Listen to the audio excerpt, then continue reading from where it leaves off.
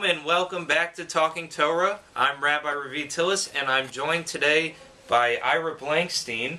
As you know, we try to encourage people to come on to this program to talk a little bit of Torah with me, but I also know, Ira, that you have something that you'd like, a little bit of information you'd like to share with the community. Yeah, sure, Rabbi. This coming Monday evening, I'm going to get here about 6:30. We're going to do the packing of the Yom HaShoah candles. To me, it's one of the most important things the synagogue does every year, and we're hoping to get as many congregants as possible to join with the folks from USY who join us. And it's the one occasion during the year when the USY folks and some grown-ups are working together, which I think is important. Now, additionally, the last several years, we've been trying to get as many people to volunteer to actually deliver the candles. As you know, the cost of postage has gone up significantly in the last several years, and it would be a major savings and a major help if we can get people to volunteer to deliver some of the candles. Just you can either get in touch with me, with Brian Oaken, or with the office. Obviously, the more we have, the better it is, and hope we can get as many as possible.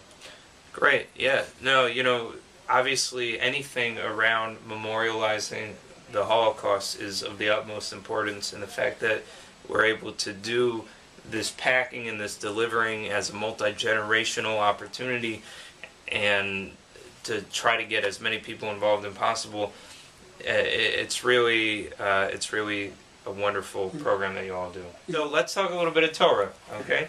So this week's Parsha is Parshat Tazria, which if you read it, kind of reads a little bit like a medical textbook, with all of the details of skin diseases, skin afflictions, all sorts of rashes, all the diseases and afflictions that the Israelite people were dealing with. And a very curious thing, and you and I talked a little bit about this off camera, a very curious thing about these diseases and afflictions is where you would go. So if you came down with, let's say it was leprosy, or if you came down with any other kind of scaly, you know, I don't want to get too much into it, another affliction, right? You would go, not to the doctor, but you would go to the Kohen. And the Kohen would decide what to do with you, whether or not you would go into quarantine, how long you'd have to be in quarantine for, what you'd have to do, what you'd have to burn. It was all reliant on the Kohen's discretion, the way we use doctors. And I think it's fascinating that the Kohen is the one who is looked at as the expert on skin disease. What are your thoughts about that? What really struck me was the detail of the description of the symptoms, which they expect the Kohen, in effect, to analyze, enforce, and apply to the individual who has the afflictions. Kohen presumably had no medical training, although I guess there was no profession of doctor in those days, right. So maybe the Kohen was the default person for those kinds of tasks. Right. But very few portions of the Torah that I can think of that really go into the detail of physical description. I think some of the specifications for the Ark do, but otherwise Torah does not particularly go into detailed physical descriptions. And this is one instance where it does. Why is a good question. Right. Well, what are your thoughts? What are your thoughts about why? Perhaps the problem of skin disease is what sometimes we refer to as leprosy, although some of the commentary I read said it wasn't. It's more than just leprosy. Yeah, sure. Was such a major issue at that time.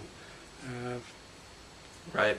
You know, I just can't get over the fact that, maybe it's because I'm a rabbi, but the Kohen was basically the rabbi of the community, the spiritual leader. And they also, I'm not also a doctor, but it seems like the Kohen was both the rabbi, the spiritual leader, and you would come to the Kohen for spiritual guidance, and you would also go to them for physical well-being. It was like a all-in-one shop, as if I would be running a doctor's practice out of my office. And a few hundred years later, I gather they became political figures as well. Right, sure, yeah. And another puzzling thing is they achieved their position by heredity, not by taking an exam. Right. Yeah, so here we are talking Torah, and we're coming up with more questions than we are answers. Maybe what it is with the details is that the Torah is their medical book. Okay, well, let me look. They're more versed in the Torah than any of the other Israelites, and so when somebody comes to them, it's like, oh, instead of flipping, they're rolling through. Let me see here. What does that look like? Yeah, let's quarantine you for 7 days and then burn all your clothes.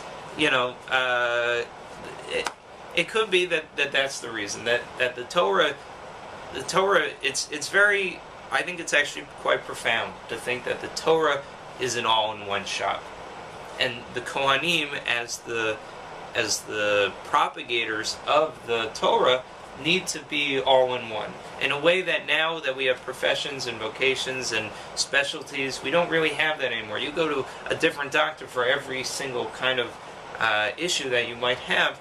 But here we had a situation where the Torah is the source of everything, and the Kohanim know the Torah better than anyone, and so anything that you need, physical, spiritual, emotional, you would go to this one-stop shop, the Kohanim, who are really the voice of the Torah.